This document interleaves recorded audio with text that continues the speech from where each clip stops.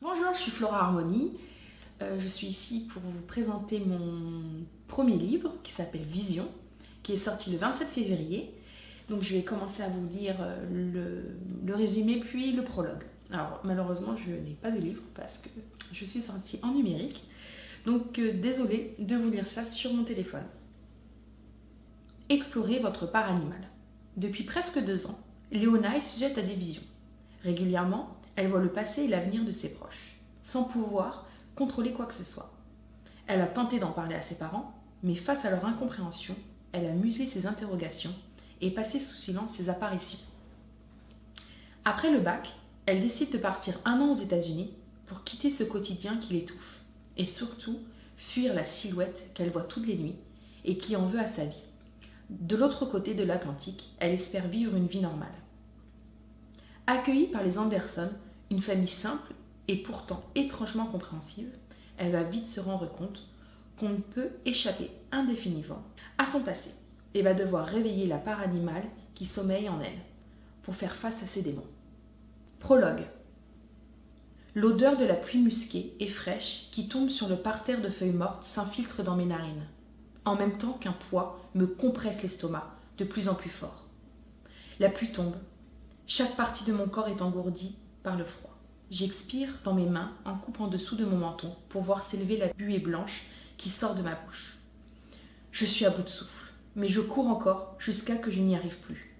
Je n'entends que ma respiration et les battements de mon cœur tambouriner dans mes oreilles. Il faut que je m'éloigne, mais la distance ne changera jamais rien. Il me retrouvera. Il est derrière moi, je le sens. Des picotements parsèment ma peau et courent sur ma nuque jusqu'à nicher le long de ma colonne vertébrale, comme si ses yeux se promenaient sur mon corps et détaillaient chacun de mes mouvements. Je reconnais ce sentiment qui enfle dans ma poitrine et fait accélérer les battements de mon cœur. Affolée, je me tourne pour le voir. Le jeune homme de mes rêves porte toujours cette capuche noire qui m'empêche de voir son visage. Pourtant, je sais au fond de moi que je le connais. Sa présence me fait plus de peine que de peur. Il avance vers moi doucement. Je m'immobilise un moment pour reprendre une bouffée d'air qui me brûle la trachée. Et je distingue la silhouette floue se diriger dans ma direction d'un pas calme et volontaire. Mon estomac se tord. Mon corps s'emporte à nouveau, battant contre les parois de ma poitrine, comme un fou furieux. Je sens les gouttes de la pluie glaciale descendre dans mon dos, laissant leur sillon sur ma peau. De nouveau, comme si mon devoir était de fuir cet individu, comme si au fond je savais qu'il me voulait du mal, je donne une nouvelle impulsion à mes jambes et reprends ma course effrénée.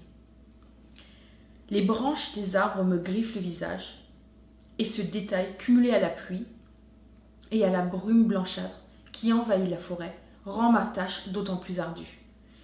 J'inspire, j'expire, aussi fort et vite que je le peux, mais j'ai la sensation que tous mes organes me lâchent. Je suis épuisée. Pourtant, les pas que je décèle derrière moi me poussent à continuer de fuir. Puis soudain, comme un coup de tonnerre dans l'air, une voix déformée résonne comme un écho et parvient jusqu'à moi et me glace le sang. Je m'arrête net, me fige et pose mes mains sur un arbre tout près. Je peux sentir son écorce froide sous mes doigts et c'est ce qui me retient de m'évanouir. Par-dessus le brouillard qui m'empêche de voir clairement les choses, la silhouette de l'homme qui me pourchasse se dessine. Sa taille grande et sa carrure élancée. Puis mes yeux descendent plus bas. Mon souffle se coupe. Une arme apparaît dans sa main et il me tient en joue comme si j'étais un vulgaire gibier à abattre. Je suis paralysée et pourtant j'arrive à crier. Ma voix m'apparaît comme étant celle d'une autre. Éloignée, mais je hurle à m'en faire mal. De nouveau, je me fige. Quand sous l'averse glacée, sa voix dure résonne et me donne la chair de poule. J'obéis et lève docilement les mains en l'air, comme si j'étais prise au piège.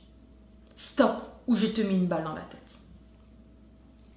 J'espère que le prologue vous a plu et le résumé et que ça vous a donné envie de lire la suite. N'hésitez pas à venir me parler sur les réseaux, sur Instagram ou sur Facebook si vous souhaitez qu'on en discute ou surtout qu'en cours de leur lecture si vous avez des théories face à tout ça.